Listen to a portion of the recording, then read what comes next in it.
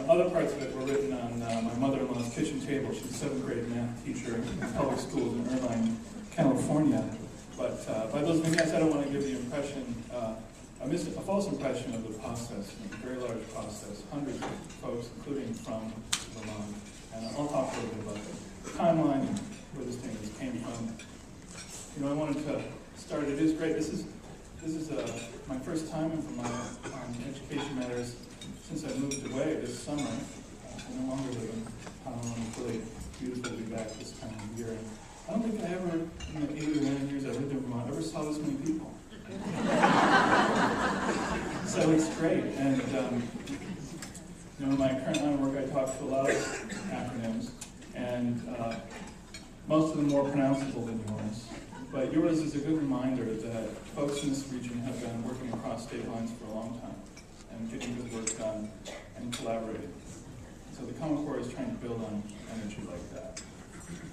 Let me begin with how the standards began, how they were developed, talk a little bit more about what they require, and then there's a breakout session a little later where we can dig in more deeply. And I want to leave time for your questions as well. But I'm finding in this beautiful place that I'm a bit overcome by memories of Vermont. And so I'm not going to chicken and I'm going to do it. I was reminded as I was driving here of a poem that used to hang on my kitchen wall when I lived in Pownell. And it's perfect for a day like today. We all know, I'm not here to talk about the literacy standard, but we all know Keats's poem to Autumn. Robert Frost, in his scientist's way, keyed on a much more specific moment, and his poem's called October. And it's, I think, right for a day like today when we feel fall is on the point of tipping into winter. This was from earlier in his career, when he wrote more lyrical mode. And I'll emulate good form according to the Common Core literacy standards by not giving you any more background information than that. I'm going to start reading. O hushed October morning mild, thy leaves have ripened to the fall. Tomorrow's wind, if it be wild, should waste them all. The crows above the forest call, tomorrow they may form and go. O hushed October morning mild, begin the hours of this day slow. Make the day seem to us less brief. Hearts not averse to being beguiled, beguile us in the way you know. Release one leaf at break of day. At noon, release another. One from our trees, one far away. Retard the sun with gentle mist, enchant the land with amethyst. Slow, slow, for the grapes' sake, if they were all, whose leaves already are burnt with frost, whose clustered fruit must else be lost, for the grapes' sake, along the wall. Reading it again here, I love this message of slowing down. So much of the conversation about the Common Core seems to be rushed, hurried, get this done. Lord knows, we heard that message when we were working on the standards all the time.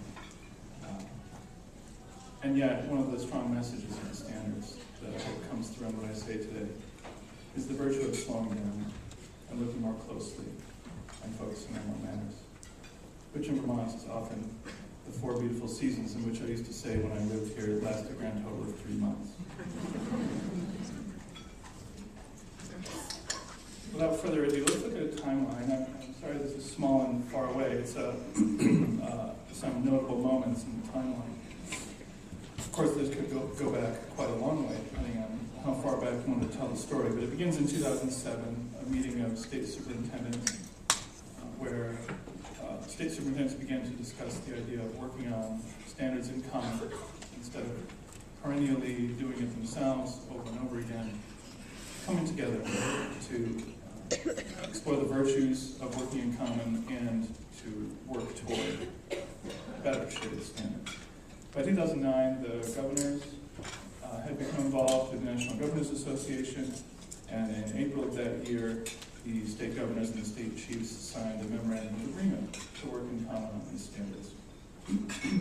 And committees was assembled through ACT, Achievement, College Board, 3 organizations that worked with standards at the national level.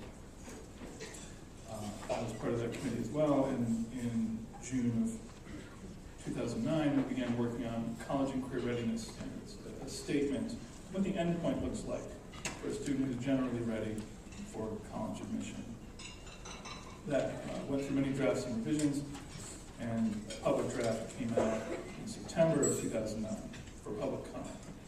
Comments were then brought in from many organizations and the public, and those were folded into a process of what we called at the time back mapping to create K through high school standards that would lead to this college and career target, which of course was also being modified based on feedback. So there was this kind of rolling process, and for until 2010, there was a large process working group, about 75 experts coming from states as well as mathematicians, education researchers, representatives from both national teachers unions, many lifelong educators, and a theoretical physicist from Bennington College, named myself, and we worked on drafts for the states. Every few weeks, drafts went out to the states for rounds of feedback.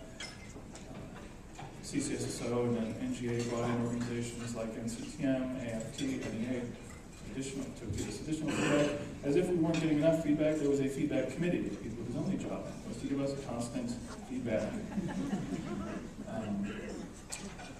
So drafts and revisions there tells a long story of a lot of work, collaboration, although not in public view until in March of 2010, the public draft was released. Then there was public comment period. Over 10,000 public comments came in. Very significant improvements were made to the standards following, leading to the, I think, June 2nd release of the document. Public comment included, by the way, also comment from organizations that had not yet been inside the tent. So, for example, Erickson Institute for Early Childhood Development, other national organizations, American Statistical Association, other stakeholders with expertise, as well as national experts, individual experts, and members of the public. And there were a lot of good ideas in there. Even if you filtered out the ideas that were like, why is Obama writing it? So you erased those sorts of ideas, and there was a lot of good math in it, which we took advantage of. Final version came out, and then over the next summer, many states adopted. Other states adopted after the summer. Some states have still not adopted, but most have. And that is at a high level, just a narrative of the process.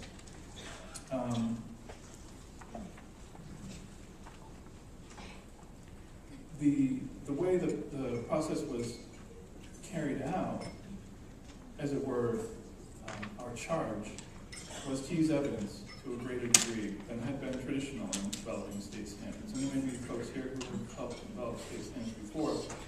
Typically, it's not a process in which research and evidence are at the middle of the process. I've participated in some processes that were very far from evidence-driven. Our charge was to look at many sources. Research on international mathematics performance in high-performing countries, research on college readiness, career readiness, domestic education research, major recommendations from national reports. Of course, again, the lifelong experience of the educators in the working group, and significantly also the best of previous state standards. So we drew on all those sources, and you can look, if you haven't flipped to the back of the standards yet to see the bibliography back there.